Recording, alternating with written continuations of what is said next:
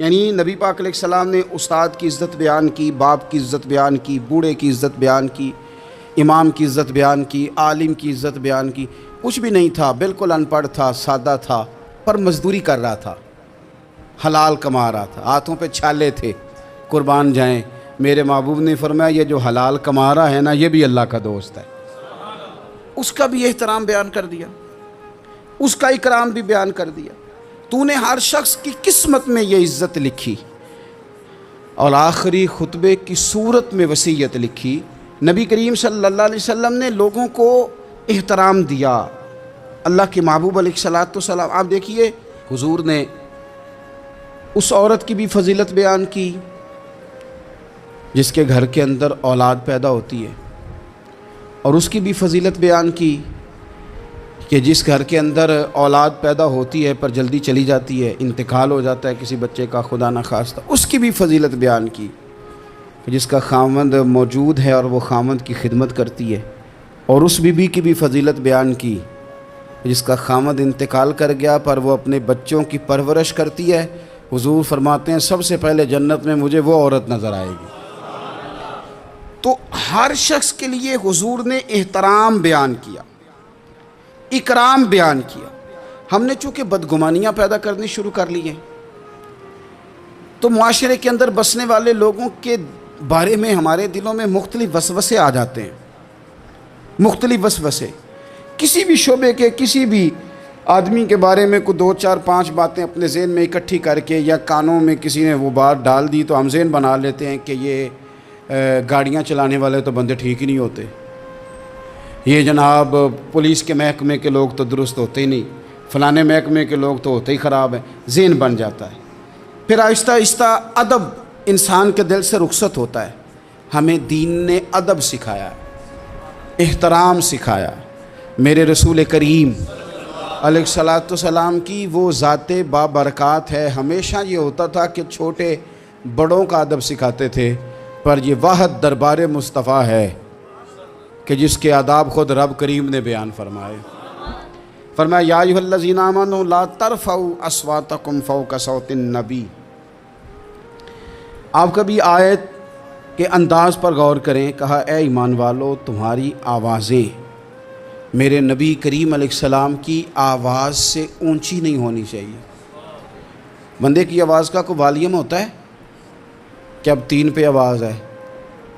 Tape recorder کا تو volume ہوتا ہے نا، کہ 1 پہ ہے، 2 پہ ہے، 6 پہ ہے۔ تو آواز کا والیوم ہوتا ہے کہ یہ کتنے پہ ہے؟ آواز تولی جا سکتی ہے کہ میری آواز کا وزن اس وقت 1.5 پاؤ ہے، آدھا کلو ہے، 5 چٹانک ہے، کوئی ہوتا ہے وزن؟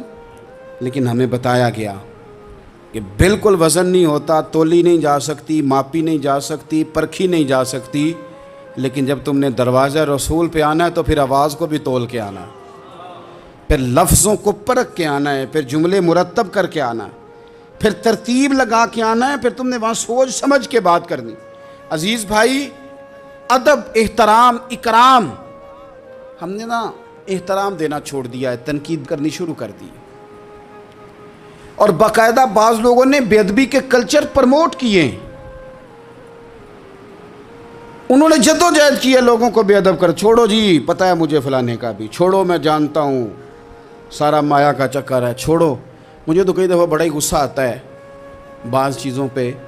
مسافر ہوں تو سفر کرتا رہتا ہوں، ایک ٹرک والے نے نا پیچھے لکھا ہوتا سب مایا ہے،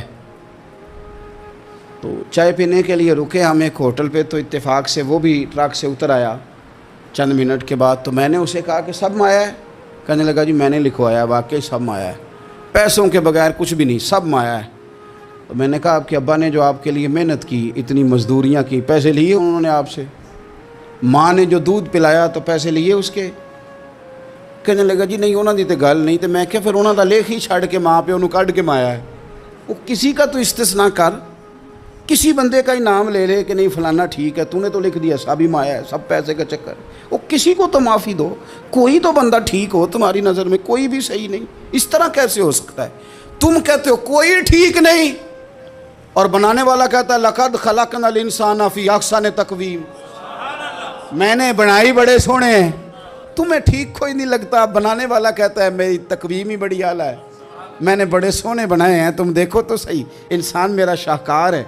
اب آپ دیکھیں کہ جب آپ ذہن بنا لیں گے کہ دنیا غلط ہے تو بے ادبی کریں گے، لیکن اگر ذہن بنائیں گے کہ یہ مخلوق ہے اور بنائی ہے میرے رب نے، اور بڑی سونی کر کے بنائی، اور بڑی حسین کر کے بنائی، اور بڑی اعلیٰ کر کے بنائی، الذی خلقک فسواک فعدلک فی ای صورت ما شاء رکبک، وہ کہتا ہے جیسی صورتیں میں نے چاہی نا ویسی میں نے بنائی۔ یہ تیرا چہرہ نہیں ہے، یہ تو رب کی چاہت ہے، یہ تو رب کی چاہت ہے، اللہ کی چاہت ہے۔ تو جو ہے تو احترام ہی نہیں کر رہا۔ احترام کریں، اپنے بڑوں کو عزت دیں اور سب کو احترام دیں۔ نبی پاک علیہ السلام نے فرمایا عالم کو علم کی وجہ سے، بزرگ کو عمر کی وجہ سے، اور اپنے حکمران کو عہدے کی وجہ سے عزت دیا کرو، ان کو احترام دو۔ آپ ہر شخص کا اس کے منصب کے لحاظ سے دیکھیں، ایک ہوتا ہے باتیں کرنا، باتیں کرنے میں بھی کوشش کریں پہلے کسی بزرگ کی سنیں، کسی بڑے کی سنیں۔ یہ ضروری نہیں کہ بزرگ پڑھا لکھا ہی ہو، کئی دفعہ یہ بھی ہوتا ہے کہ والد صاحب ان پڑھ ہیں، بیٹا انجینئر ہو گیا ہے۔ اب کوئی بندہ رشتہ دار تھا، اس نے مشورہ مانگا ہے کہ میں نے یہ مکان بنانا ہے، چھت ڈالنا ہے، تو میں 10 فٹ پہ ڈال لوں یا 14 فٹ پہ ڈالوں؟ تو والد صاحب مشورہ دینے لگے تھے، تو اگر بیٹا بول پڑے کہ ابا جی آپ تو پڑھے نہیں، میں تو انجینئر ہوں، آپ چپ کر جائیں، تو میرے خیال میں یہ اس کی بے ادبی ہے۔ اس کو چاہیے تھا والد صاحب کو بات کر لینے دیتا، اور بات کر لینے دینے کے بعد پھر وہ کہتا کہ جناب آپ بھی ٹھیک کہہ رہے ہوں گے تجربے کی روشنی میں، پر جو میں نے پڑھا ہے اور جو میں نے سیکھا ہے اور جو میرے سمجھ میں آیا ہے وہ یہ ہے۔ کچھ لوگ زیادہ سمجھدار ہیں، وہ بولنے نہیں دیتے، وہ ساری باتیں کر جاتے ہیں، خود ہی سب کچھ بیان کر جاتے ہیں، سوال بھی اپنا، جواب بھی ان کا اپنا، معاشرہ پڑھا بھی انہوں نے سارا ہی ہے، سمجھ بھی انہیں ساری ہے، یعنی ساری بات ہی خود سنا کے وہ کہتے ہیں جی ویسے ہمیں پتہ تو ہے، ہونا تو یہی ہے، پتہ تو ہمیں ہے ہوتا کیا ہے، لیکن چلے آئے ہیں تو آپ بھی کچھ بتا دیں۔ تو کئی دفعہ دل کرتا ہے کہ بندہ ان سے کہ میاں جب سارا پتہ ہی ہے تو پھر فیصلہ بھی لے لینا چاہیے تھا، پھر آپ کو کوئی ڈیسیژن کر لینا چاہیے تھا، پھر کہیں آنے جانے کی ضرورت کیا تھی؟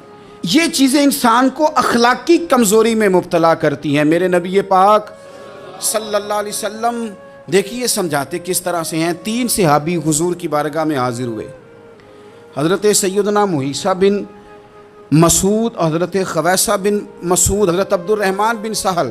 حضرت عبد الرحمن بن سہل جو تھے وہ ان سب سے عمر میں چھوٹے تھے، یہ 2 بڑے تھے۔ عبد الرحمن بن سہل تھے چھوٹے، پر انہوں نے بات پہلے کرنی شروع کر دی، اور جب وہ بات پہلے گفتگو شروع کر رہے تھے اور گفتگو بڑھ بڑھ کے کرنا چاہ رہے تھے، آگے بڑھ رہے تھے، خیال کر رہے تھے کہ مجھے بات پہلے کرنی چاہیے، اب بات ہی کرنی تھی نا، کوئی حرج نہیں ہے پہلے چھوٹا کر لے، کوئی مسئلہ۔ اگر آپ دوسرے نقطہ نظر سے دیکھیں گے تو کوئی حرج تو نہیں، ٹھیک ہے پہلے چھوٹا بات سنا لے۔ بہو نہیں بولنے دیتی کئی دفعہ، وہ کہتے پہلے میری سنو، داماد نہیں بولنے دیتا، اس کی مرضی ہے، بچے بیٹے نہیں بولنے دیتے، وہ کہتے ہیں ابا جی آپ تو تھے ہی نہیں، ہمیں زیادہ پتہ ہے، بول پڑتے ہیں، کیا کیا جائے۔ لیکن 3 صحابہ آئے ہیں، حضرت عبد الرحمن بن سہل چھوٹے تھے، انہوں نے بات حضور کو پہلے سنانی چاہیے، حضور تو سب کے نبی ہیں نا، اور سرکار نے تو سب پر کرم نوازی کرنی ہے، سننی ہے، وہ پہلے سنانے لگے تو حضور نے روک دیا، فرمایا آپ ذرا ٹھہر جائیں، ابھی آپ بات نہ کریں، پہلے بڑوں کو بات کر دیں۔ یہ تعلیم بیان فرمائی کہ گفتگو میں بڑوں کو پہلے موقع دیا جائے گا، بڑے کیا کہتے ہیں ان کی بات پہلے سنی جائے گی، ان سے پہلے پوچھا جائے گا کہ معاملہ کیا ہے۔ ہم بزرگوں کو موقع نہیں دیتے۔ میں بڑے درد کے ساتھ یہ بات عرض کرتا ہوں، ہمارے نوجوانوں نے بزرگوں کو ریٹائر کر کے کونوں کے ساتھ لگا دیا ہے، کوئی مشورہ نہیں کرتے، فیصلے کر کے بتاتے ہیں۔ اگر بزرگوں کی رائے کبھی لی جائے، میرے ابا جی کبھی شام کو نکلتے وقت میں یا میرا کوئی بھائی کہتا نا کہ کہیں کام سے جا رہے ہیں، تو والد صاحب فرمایا کرتے پوچھ کے چلے ہو کہ 10 کے چلے ہو؟ نہیں سمجھ آئی بات، پوچھ کے چلے ہو کہ؟ تو وہ پوچھتے ابا جی یہ پوچھ کے 10 کے دا کی فرق ہے؟ تو والد صاحب فرماتے کہ پوچھ کے جانے دا مطلب ہے کہ جے تسی اجازت دیندے ہو تے جائیے۔ کہندے نے پتر پھر شاید میں تانوں آکھاں کہ رات پہ گئی ہے، شام ہو گئی ہے، میرا دل نہیں، تسی باہر نکلو۔ تو ਜੇ ਤੁਸੀਂ ਸਿਰਫ ਦੱਸ ਕੇ ਚੱਲੇ ਹੋ ਤੇ ਫਿਰ ਅਸਾਂ ਕੀ ਕਰ ਲੈਣਾ? ਫਿਰ ਤਾਂ ਤੁਸੀਂ ਫੈਸਲਾ ਕਰ ਲਿਆ। ਹੁਣ ਤੁਸੀਂ آج کل بوڑھے چپ کر گئے ہیں. میں درد سے بات کرتا ہوں. بزرگ خاموش ہو گئے اس لیے کہ بچے پوچھ کے نہیں جاتے, بچے بتا کے جاتے ہیں. وہ کہتے ہیں میں جا رہا ہوں. انہوں نے فیصلہ کر لیا, طے کر لیا ہے جانا ہے. اگر کبھی ان سے پوچھا جائے, اگر ان کو احترام دیا جائے, میں بڑی دفعہ کہتا ہوں, پھر کہتا ہوں کہ شاگرد پجاروں پہ بیٹھا ہو نا اور پی ایچ ڈی کر گیا ہو, اور استاد میٹرک پی ٹی سی ہو اور ابھی بھی سائیکل ہی چلاتا ہو, تو آئے کبھی رستے میں ملاقات ہو جائے شاگرد کی استاد سے, اور شاگرد پجاروں سائڈ پہ کھڑی کر کے اپنے استاد صاحب کو پہلے سلوٹ کرے, اور پھر وہ کہے کہ استاد جی لڑکا لے آتا ہے سائیکل, آپ پجاروں پہ بیٹھے, میں گھر چھوڑا ہوں آپ کو. استاد صاحب نے جانا بعد میں سائیکل پہ ہی ہے. ان کا نہیں بیٹا اللہ تیرا بھلا کرے, اللہ تجھے اور لمبی عمر دے, اللہ تجھے اور ترقیاں دے. اس نے سائیکل پہ ہی دوبارہ بیٹھنا ہے. لیکن جب وہ استاد دوبارہ سائیکل پہ بیٹھتا ہے تو اسے یوں محسوس ہوتا ہے کہ میرا سائیکل پجاروں سے مہنگا ہے, کیونکہ پجاروں تو سلوٹ کرتی ہے میرے سائیکل کو. لیکن کبھی غریب استاد کے قریب سے امیر شاگرد گزر جائے تو تکلیف ضرور ہوتی ہے کہ یار تو میرے پاس سامنے پھٹی پہ بیٹھ کے پڑھتا تھا اور آج تو کہاں پہنچ گیا ہے. جب ہم احترام کرتے ہیں تو سوسائٹی میں قدریں بڑھتی ہیں یار. ہمارے ہاں نا اب جو استادی شاگردی آئی ہے نا, یہ بڑی خطرناک ہے. ہمارے ایک قاری صاحب تھے, ایک مدرسے میں پڑھاتے تھے, بڑا مارا کرتے تھے, اور میں انہیں مذاق بھی کرتا تھا, کبھی کبھی عذرائے محبت مزاح کرتا تھا. میں ان سے کہتا تھا قاری صاحب آپ شاید مار کھا کے پڑھیں اس لیے بچوں سے بدلہ لیتے ہیں. تو کچھ دن پہلے, کچھ عرصہ پہلے ملاقات ہوئی تو میں ان کے ادارے کے قریب سے گزر رہا تھا, تو میں نے ان کا نا وہ ڈیسک وغیرہ چیک کیا, تو ان کے پاس نا چھوٹی علیحدہ ہوتی تھی, پائپ 2 قسم کے علیحدہ ہوتے تھے, پانی والا علیحدہ اور گیس والا علیحدہ. بڑا مارتے تھے بچوں کو. مجھے بھی اختلاف تھا اس بات سے, میں ان کو گزارش بھی کرتا تھا. تو میں گیا تو وہ جس طرح, خیر استاد کمال کے تھے, انہوں نے بڑے کامیاب حافظ تیار کیے, اور ویسے بھی بندہ بڑا بااصول, بڑے اچھے, بڑے نفیس. میں نے ان سے کہا کہ وہ خیر ہے, مطلب چھوٹیاں کدھر گئیں آپ کی؟ کہنے لگے حضرت صاحب نہ شاگرد رہے, نہ استاد رہے, نہ وہ ماں باپ رہے. کہنے لگے پتہ نہیں 2-4 سالوں میں کیا ہوا ہے. تو میں نے کہا آپ کو تو کوئی منع کاری نہیں, میں نے کئی دفعہ سمجھایا تھا, آپ باز نہیں آتے. کہتے تھے اب آ گیا ہوں, اس لیے کہ ایک کو چھڑی مار رہے ہوتے ہیں تو دوسرا ساتھ ویڈیو بنا رہا ہوتا ہے. پہلے طالب علم اس طرح کی توہین کا رویہ استادوں کے ساتھ نہیں کرتے تھے. وہ کہتے تھے جیسے بھی ہے فیض استاد سے لینا ہے. اب آپ ذرا گھور کے دیکھیں تو کہتے ہیں لاؤ کتابیں, جا رہا ہوں, بڑے مدرسے, بڑے کالج, بڑے اسکول. میں نے اپنی زندگی میں دیکھا کہ ہمارے بڑے کہتے تھے, کبھی گارا کے بتاتے ہیں نا استاد جی نے مارا ہے, تو کہتے تھے کسی غلطی سے مارا ہوگا, اور اس طرح کے سخت لفظ بولتے تھے کہ ہمیں لگتا تھا کہ ہمارے بزرگ ہمارے ساتھ زیادتی کر رہے ہیں. وہ کہتے تھے کہ مینوں ہڈیاں چاہیے نے پڑھیا ہوئے. یہ لفظ کہتے تھے میرے ابا جی, میری اماں, ہڈیاں دیا جی سانوں پر دیا جی پڑھیا. اب کیا ماحول ہے, ڈر آتا ہے, بچے گھورتے ہیں. ان کی اماں آ کے کہتی ہے تو 8,000 کا مولوی ہے, میرا 1.25 کروڑ کا بچہ ہے, تیری طاقت کیسی ہوئی چودھری کے بچے کو ہاتھ لگانے کی؟ اتنی تیری جرت کہ نے میرے بیٹے کو ہاتھ لگایا ہے؟ کروں گی نا کل بندے اکٹھے تیری کراؤں گی چھوٹی مسجد سے. تو اتنی تیری طاقت کہ تو میرے بچے کو مارے. ہم نے نا پرموٹ کی چیزیں, پرموٹ. حضرت خواجہ حسن بصری رحمۃ اللہ علیہ فرمایا کرتے تھے ادب نہ ہو تو علم آ ہی نہیں سکتا. اس لیے کہ کتابیں رہنمائی کرتی ہیں, کتابوں کی ترجمانی تو استاد نے کرنی ہے. تو اگر آپ وہ احترام ہی نہیں ہے, وہ طبیعت ہی نہیں ہے, وہ ذوق ہی نہیں ہے, سیکھنے کا وہ خاص جذبہ ہی نہیں ہے.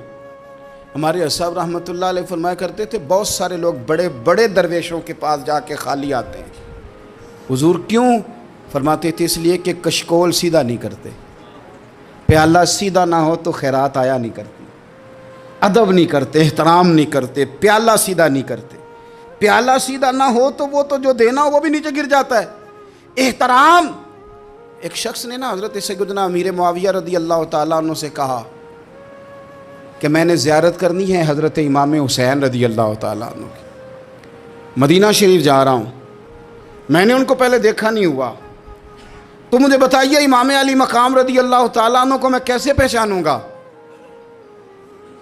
تو ابن عساکر دیکھیے گا، حضرت امیر معاویہ رضی اللہ تعالیٰ عنہ فرمانے لگے تو مدینہ شریف جانا، ایک شخص لوگوں کے حلقے میں بیٹھ کے لوگوں کو دین پڑھا رہا ہوگا، مسجد نبی میں وہ چمکتا ہوا چہرہ لوگوں کو قرآن و سنت کی تعلیمات سے روشناس کر رہا ہوگا، اور فرمایا اس کے ارد گرد لوگ اس ادب سے بیٹھے ہوں گے کہ جیسے ان کے سروں پر پرندے بیٹھے ہوئے ہیں، ذرا حرکت کی تو پرندے اڑ جائیں گے۔ فرمایا جب وہ نورانیت والا ماحول تم دیکھو اور اتنے با ادب شاگردوں کے بیچ بیٹھی ہوئی ایک نورانی ہستی کو دیکھو تو سمجھ لینا وہی حسین ابن علی ہیں، وہی ہے امام علی مقام امام حسین، کہ جو اس احترام کے ساتھ لوگوں کو انہوں نے آداب سکھائے ہیں، اس طرح انہوں نے لوگوں کو سمجھایا ہے کہ ان کے شاگردوں کا یہ رنگ ہے کہ وہ تو سر نہیں ہلاتے کہ کہیں پرندہ نہ اڑ جائے۔ اس انداز میں جب لوگ، مجھے بات یاد آ گئی، امام احمد بن حنبل رحمۃ اللہ علیہ بہت بڑے محدث تھے، تو مجھے پتہ ہے اگر آپ مجھ سے پوچھیں گے نا اس دور میں فقہ سب سے بہترین کس کو آتی ہے تو میں آپ کو بتا سکتا ہوں، کیونکہ میرا شعبہ ہے نا۔ آپ پوچھیں گے صرف ناو کا استاد کون اچھا ہے تو میں بتا دوں گا کہ کہاں پہ ہے، کون ہے، میرا شعبہ ہے۔ اسی طرح سے میڈیکل کے شعبے سے وابستہ لوگوں سے آپ پوچھیں گے کہ ہارٹ کا ڈاکٹر کون سا اچھا ہے تو بتا دیں گے۔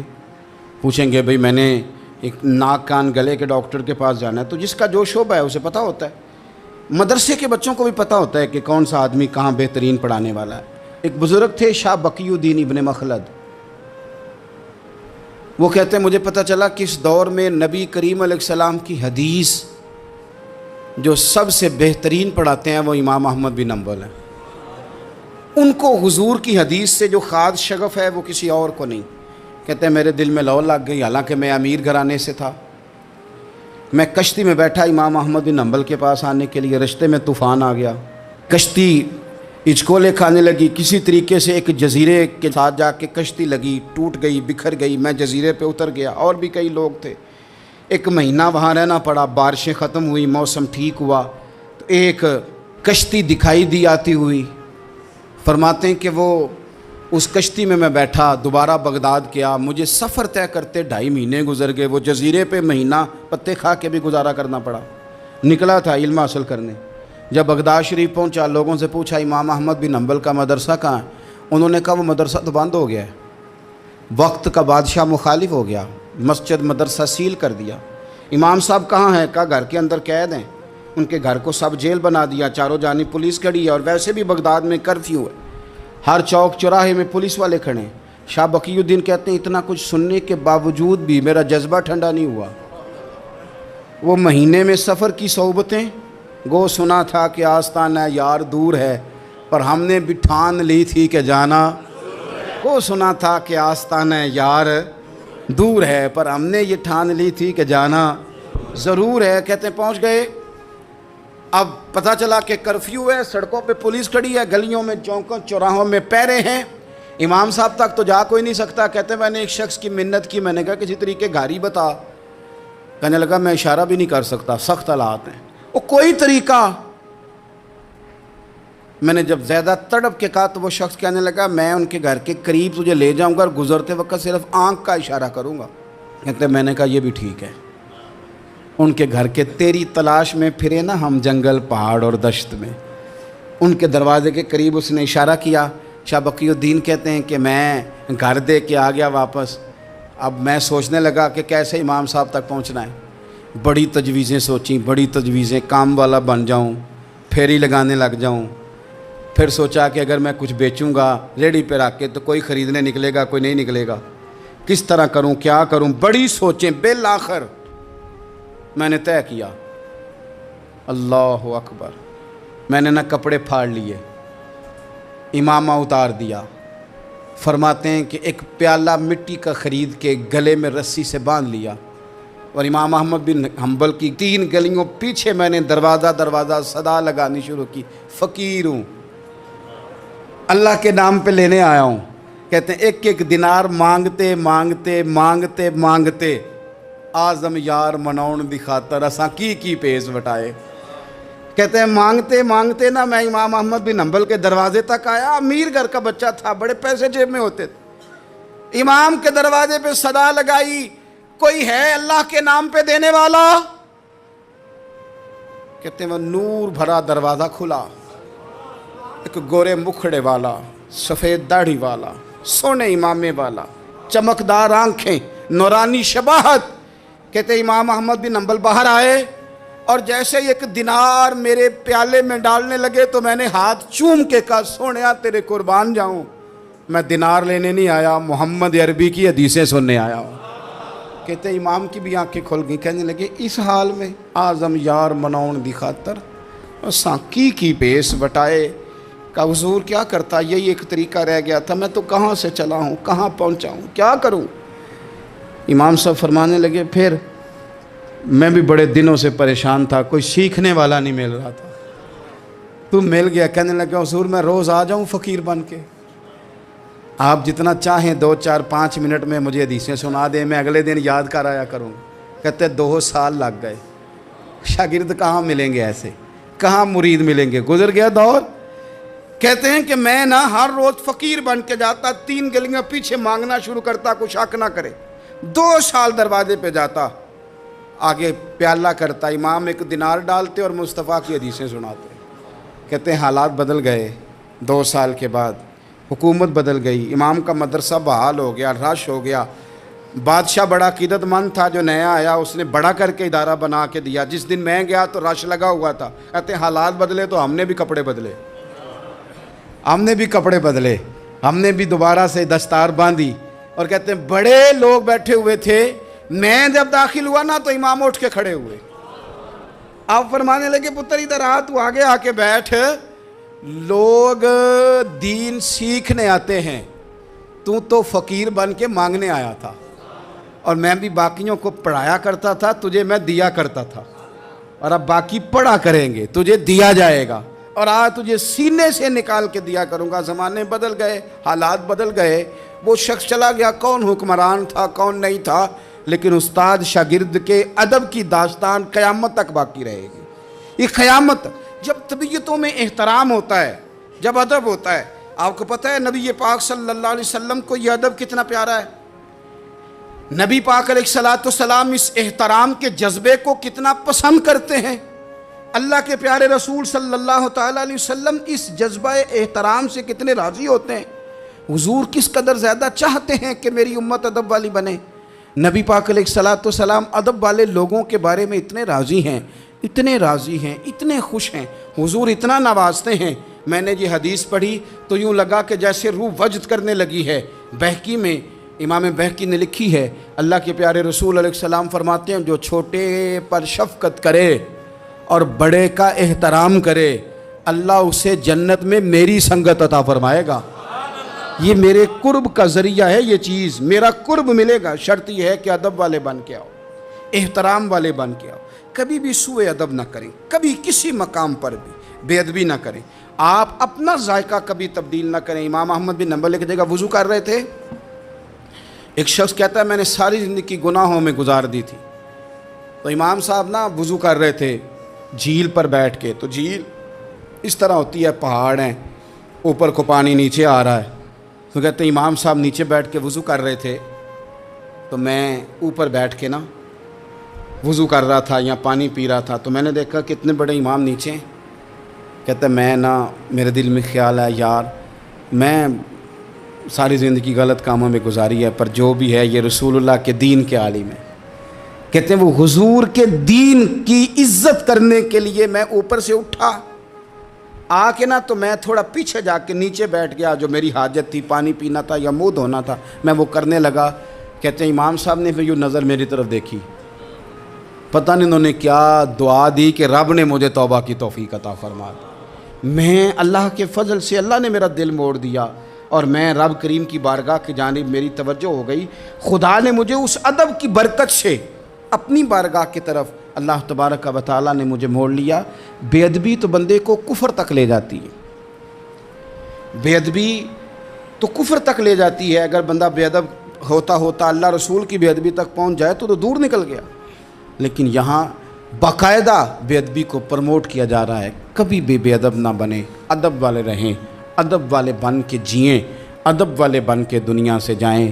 وہ درویش نے کہا تھا کہ بے ادباں مقصود نہ حاصل, نہ درگاہ ٹوئی, بانج ادب دے محمد بخشا, توڑ نہیں چڑھیا کوئی.